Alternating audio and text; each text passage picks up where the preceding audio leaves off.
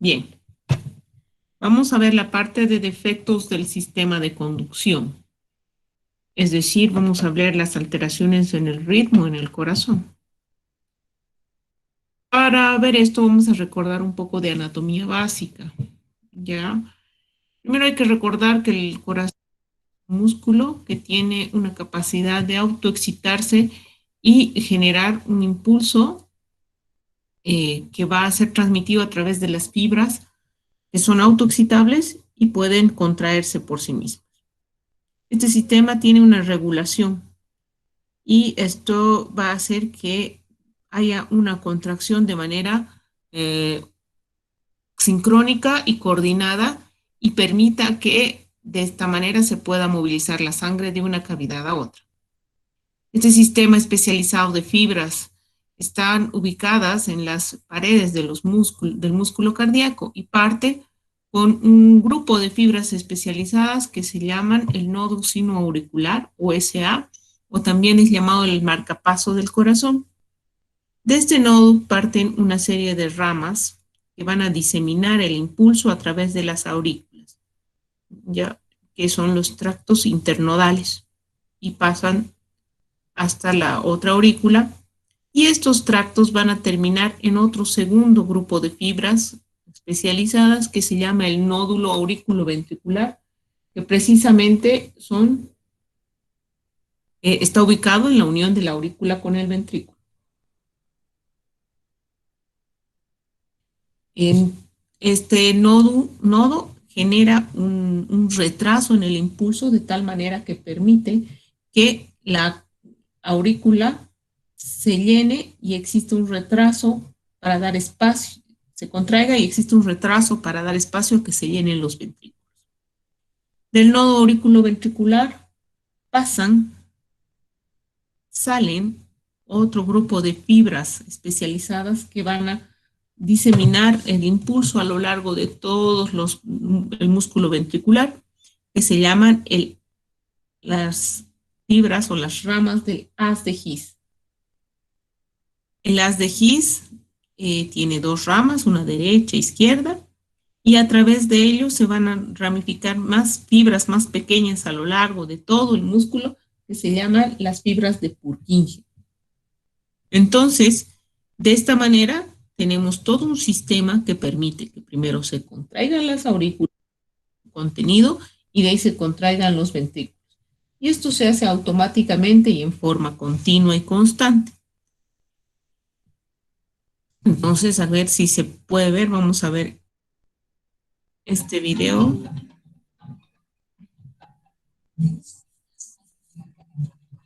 Ya, ahí está el corazón.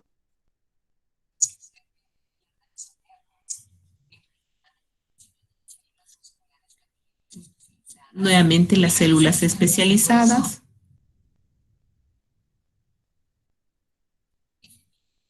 envían las señales al resto del corazón y obviamente están interconectados por estos haces. Nuevamente el sistema nodo SA, nodo auricular, el haz de His con sus dos ramas y fibras de Purkinje que ramifican a lo largo de todo el ventrículo.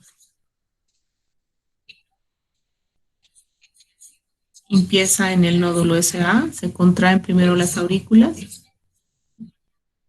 y después existe un pequeño retraso del nodo AB, pasa a través de las fibras de His a la Purkinje, pasa todo el ventrículo y posteriormente se contrae. Y eso va a crear una corriente que se llama, una onda que se llama el electrocardiograma.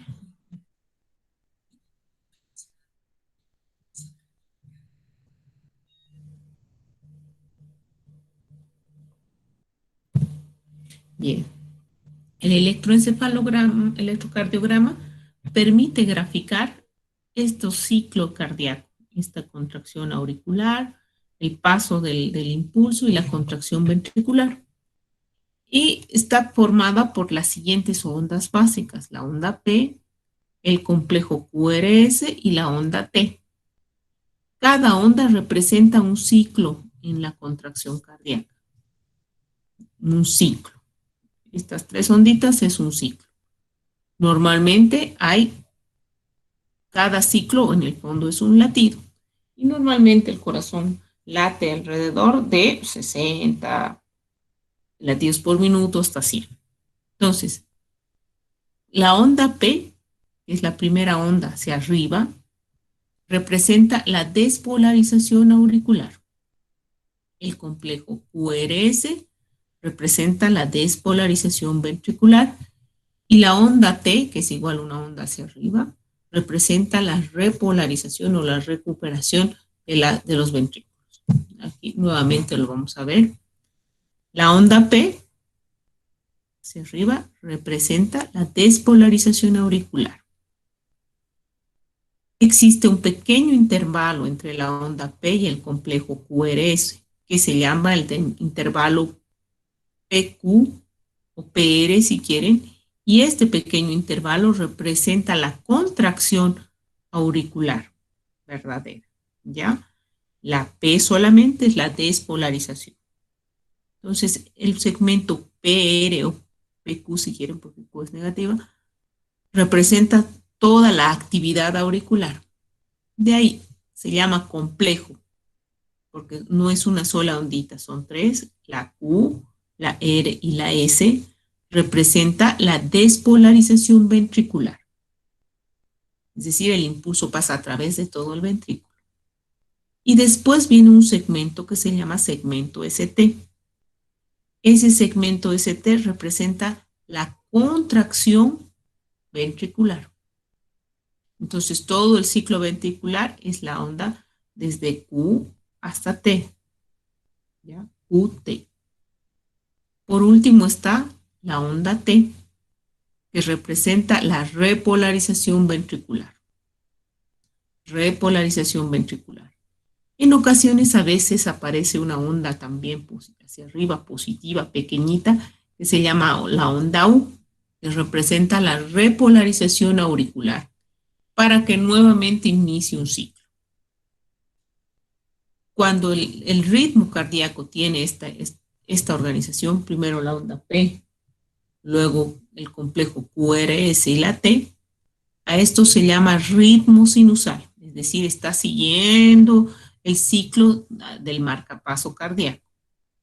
Cuando no sigue este ritmo, es decir, por ejemplo, no aparece la P, primero el QRS, está desordenado, nosotros hablamos de un ritmo no sinusal, ¿ya? Un ritmo no sinusal que es absolutamente anormal y puede estar causado por otros focos que no son el nódulo sinoauricular, que es el marcapaso.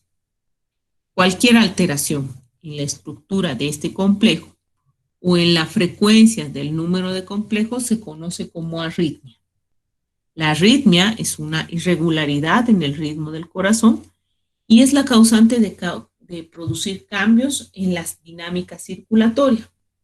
Si no está así ordenadito como esto, primero la P, luego la QRS y T, el corazón no puede llenarse adecuadamente, impulsar la sangre que se necesita. Y esto puede tener consecuencias: una disminución de la irrigación sanguínea corporal, una baja en la presión arterial, shock, etc. Entonces, una arritmia siempre puede tener consecuencias. Las arritmias pueden ser de distintos tipos. Hay distintos orígenes de las arritmias. Vamos a hablar básicamente de las supraventriculares, que se producen por arriba de los ventrículos, las ventriculares, que se van a originar en los ventrículos, ya que depende de su origen. Las más frecuentes son las que se originan a nivel por arriba de los ventrículos, en las aurículas. De acuerdo a su frecuencia, pueden ser muy rápidas o se llaman taquicardias, cuando la frecuencia es mayor de 100 latidos por minuto, o bradicardias, cuando la frecuencia es menor de 60 latidos por minuto. Y de acuerdo a cómo se presentan, y se presentan en forma brusca, súbita, que se llama paroxísticas, o crónicas, que están presentes durante mucho tiempo. Cualquiera de estos tipos de arritmias pueden tener causas en común. A veces se produce una paroxística supraventricular. Las causas que producen una arritmia son varias, que van desde causas sistémicas, es decir, que se producen por una falla de varios otros órganos. Entre estos tenemos, por ejemplo, alteraciones a nivel de los niveles de los electrolitos en la sangre, como el potasio. Cualquier situación que haya dañado el miocardio, como un infarto miocárdico pasado, una cicatriz en el corazón, una cardiopatía congénita, un paciente que ya tenga insuficiencia cardíaca ya crónico, el hipertiroidismo, o a veces también sustancias o medicamentos que pueden desencadenar arritmia, como el alcohol, la cafeína, algunas drogas estimulantes, algunos medicamentos para el corazón, el cigarrillo, algunas drogas, algunos medicamentos que se utilizan para la depresión y psicosis. Es decir, las causas de arritmia son varias. Vamos a ir describiendo cada uno de los tipos de arritmia. Ya, como les decía, la mayor parte son supraventriculares, es decir, que se producen por arriba del ventrículo en la aurícula. Son más raras las ventriculares. Por su frecuencia pueden ser bradicardias, que son lentas, o taquicardias, que son rápidas. Entonces, vamos a hablar de acuerdo a su frecuencia. Primero vamos a tener las bradicardias, que son las frecuencias o las arritmias producidas por una baja en la frecuencia cardíaca. Hay una lentitud en el ritmo cardíaco por debajo de los 60 latidos por minuto, mientras que el ritmo va normal de 60 a 100, ¿no es cierto? Usualmente esto se produce porque el impulso a nivel del nodo sinusal es más lento. Este descarga más lento de lo que debería. ¿Ya? Y usualmente se va a ver un latido tras otro. En muchas ocasiones, este ritmo sinusal, es decir, tiene la P, la Q, el R, el QRS y el T normal, esta bradicardia sinusal no representa una gravedad, es más bien una condición fisiológica. Si la frecuencia es demasiado lenta, sin embargo, hace que el corazón no bombee sangre con la velocidad necesaria para que llegue a los tejidos. ¿Ya? Si es dentro de lo fisiológico, lo normal, esta no produce síntomas. La bradicardia con síntomas usualmente representa una patología. Entonces, nuevamente, eso se puede ver en el electrocardiograma. Aquí tenemos un ritmo normal. Aquí está la onda P, Q, R, S, la onda T. ¿Ya? Y miren, es lo mismo. Aquí tiene la P, la Q, la R, S y la T, pero con una frecuencia muchísimo más baja de lo que deberíamos esperar. ¿Qué causas son las que producen bradicardia? Primero, las enfermedades propias del corazón, un infarto antiguo, una cicatriz cardíaca, una cardiomiopatía dilatada, una arteriopatía coronaria, una alteración en el sistema de conducción, una alteración en el marcapaso, alteraciones como más sistémicas como el hipotiroidismo, como un estímulo vasovagal intenso o el uso de medicamentos. Cuando estas son sintomáticas, como les decía, tenemos una bradicardia con síntomas, esta representa ya una patología y hay que estudiar, hay que buscar la causa. Si se encuentra una bradicardia en una persona que no tiene síntomas y está sana, esa usualmente es una bradicardia fisiológica o funcional y es muy frecuentemente encontrarla a atletas. Los atletas que tienen un corazón muy entrenado, pues pueden tener una bradicardia fisiológica y eso les da chance para, como hemos visto, tener una reserva cardíaca mayor. ¿Qué síntomas van a tener las pacientes que tienen bradicardia? Primero, dolor torácico, disnea, síncope, compromiso de conciencia, fatiga, mareo, ¿ya? Esto en relación a un episodio de bradicardia.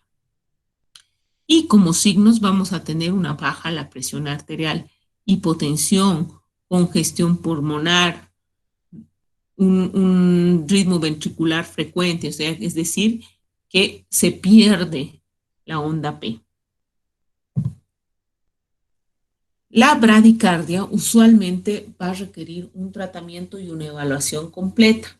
En algunos casos se requiere la instalación de un marcapaso, porque el marcapaso del corazón no está funcionando y no descarga o lo hace muy lento. Entonces, a veces hay que poner un aparato, un eléctrico, un marcapaso externo para que regule la frecuencia del corazón.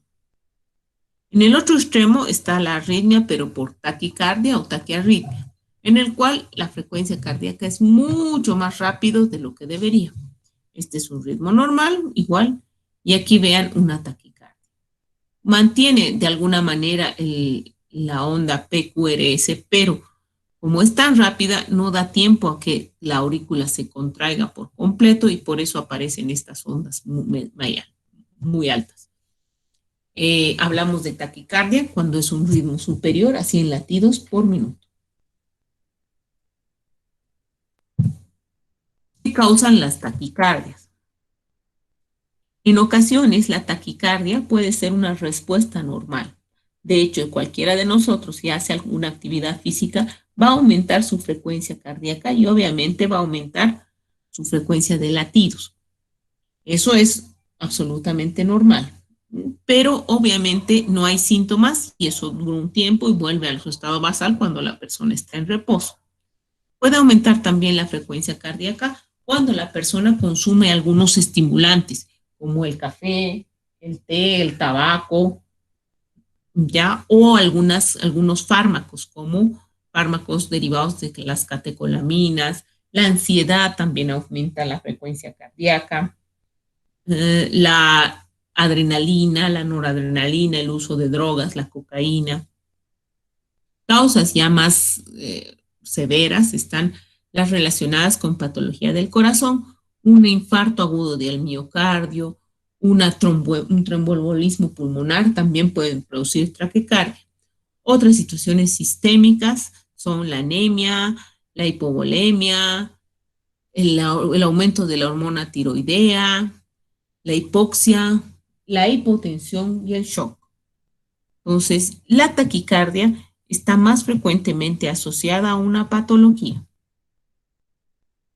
Y es una taquicardia desencadenada por el ejercicio que dura un tiempo y compensa y no hay síntomas, es una taquicardia fisiológica. Pero si esta taquicardia se acompaña de síntomas, ya representa una enfermedad que hay que estudiar la causa. ¿Qué síntomas son? Primero, mareo, sensación de disnea, la sensación de palpitaciones y pulso rápido, dolor en el pecho, dolor precordial. En ocasiones, igual que en la bradicardia, puede haber un síncope, vértigo y pérdida de tono, debilidad súbita. Ahora, dentro de la taquicardia también puede haber dos situaciones, ya las que se llaman fibrilación. ¿Qué caracteriza la fibrilación? La fibrilación es un tipo de ritmo irregular. Normalmente el ritmo es así, ¿no ve? PQRS, PQRS. Puede ser más rápido, pero siguiendo ese ritmo. Hablamos de fibrilación cuando ocurre un ritmo rápido y desordenado. ¿No? Como acá, aquí estaba regular y de repente el ritmo se empieza a desordenar. Igual acá, ritmo rápido, ordenado, y la fibrilación es un ritmo rápido pero desordenado. Aquí no se distingue dónde está la P, dónde está la Q, dónde está el QRS. A eso se llama fibrilación. Dependiendo si está en la aurícula o en el ventrículo, vamos a tener una fibrilación auricular o una fibrilación ventricular. Vamos a hablar primero de la fibrilación auricular. Esto representa una desorganización en el ritmo a nivel de las aurículas.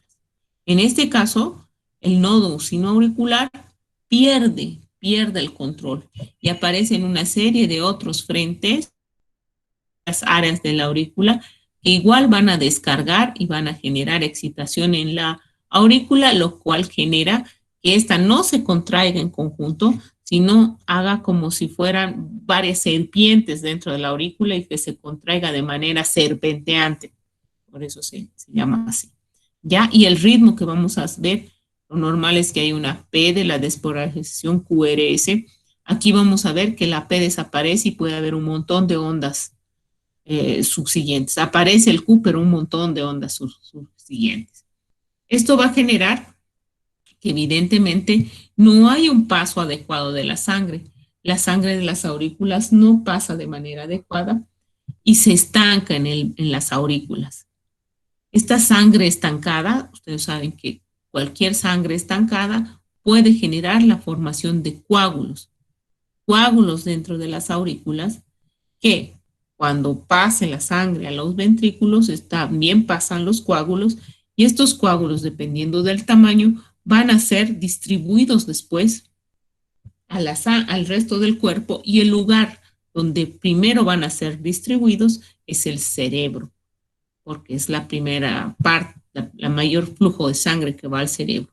Y si el coágulo es un coágulo pequeño, puede llegar y tapar un vaso del cerebro y producir un infarto cerebral. Entonces, la fibrilación auricular puede resultar muy grave. Usualmente, el ritmo cardíaco puede llegar a ser muy rápido, entre 160 o 180 latidos por minuto, ¿ya? Y lo que se ve es lo que habíamos dicho, no hay onda P, sino aparece una serie de ondas rápidas y ahí aparece el QRS. Este tipo de patología afecta principalmente a personas mayores de 65 y el 9% en mayores de 80. Muchas veces no hay síntomas de la fibrilación auricular hasta que se produzcan estos coágulos y estos sean pues desencadenantes de infartos cerebrales. Y muchas veces el primer síntoma es eso, un infarto cerebral. ¿Qué va a causar la fibrilación? Usualmente es igual a una patología terminal del paciente adulto.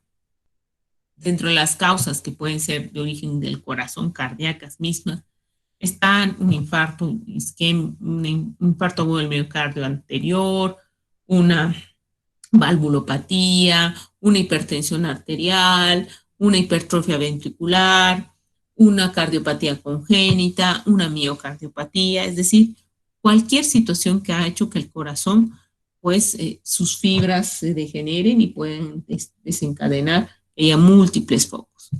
Y también hay causas sistémicas, entre los cuales están el consumo de alcohol, la fiebre, la hipotermia, la hipovolemia, en ocasiones el embarazo, los traumas, los cambios emocionales repentinos frecuentes pueden desencadenar una fibrilación. Entonces, la fibrilación auricular es muchas veces silente, como les decía, no produce síntomas y es una de las causas más frecuentes de arritmia cardíaca. Entonces, aquí se puede ver mejor qué es lo que ocurre, cuáles son las consecuencias. Se forman, la sangre se estanca en las aurículas. Esta sangre estancada en las aurículas, pues va a generar que se produzcan coágulos en su interior. Estos coágulos pasan primero al ventrículo y del ventrículo pasan a la circulación sistémica, en este caso la primera salida a la carótida. Este coágulo, dependiendo de su tamaño, se va a ir a tapar en algún vaso del cerebro y va a generar un infarto. Y muchas veces los síntomas son en relación al infarto. ¿Cómo uno puede darse cuenta que tiene una fibrilación? Muy difícil. La mayor parte de los casos son asintomáticos, pero pueden tener palpitaciones sin necesidad de que hagan esfuerzo físico, disnea, dolor anginoso, eso se llama angor,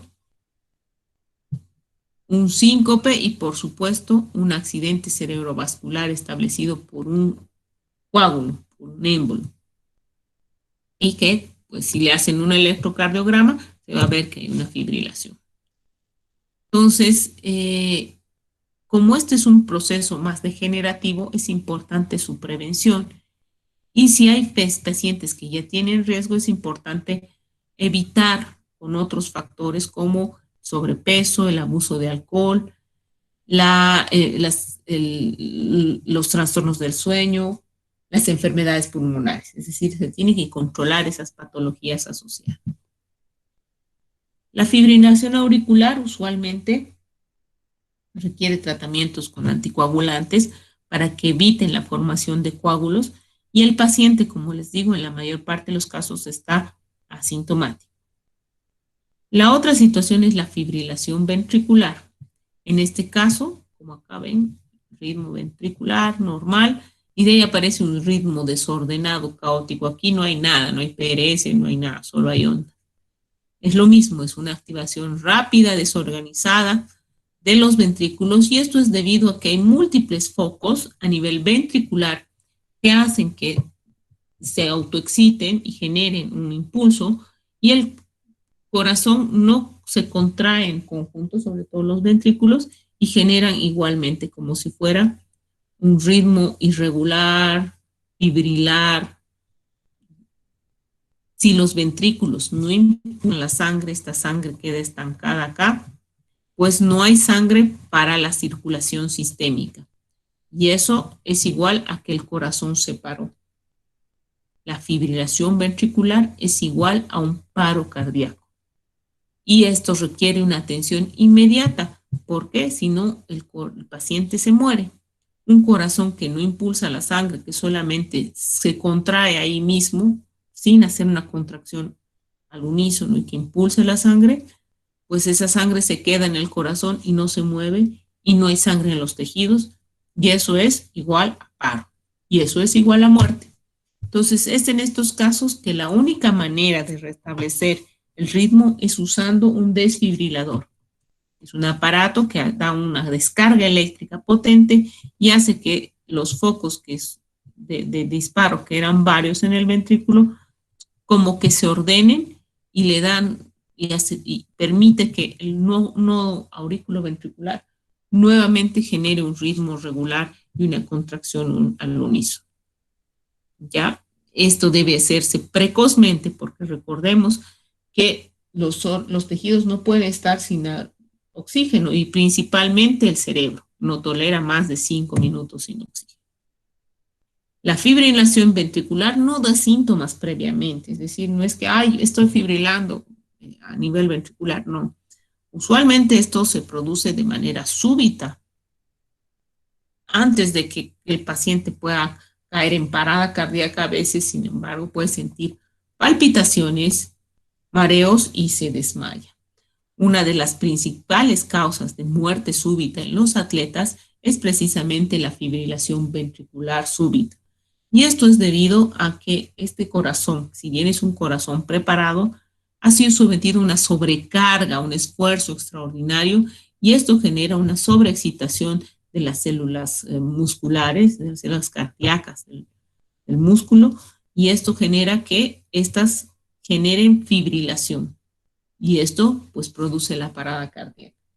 Este paciente usualmente cae en seco y si no se reanima inmediato, no recupera. Y es causa de muerte. En este caso se llama súbita. Prácticamente la fibrilación ventricular no da tiempo a que busquemos medicamentos o un tratamiento crónico. Es una patología aguda y es una patología que lleva a la muerte si no se atiende lo más pronto posible.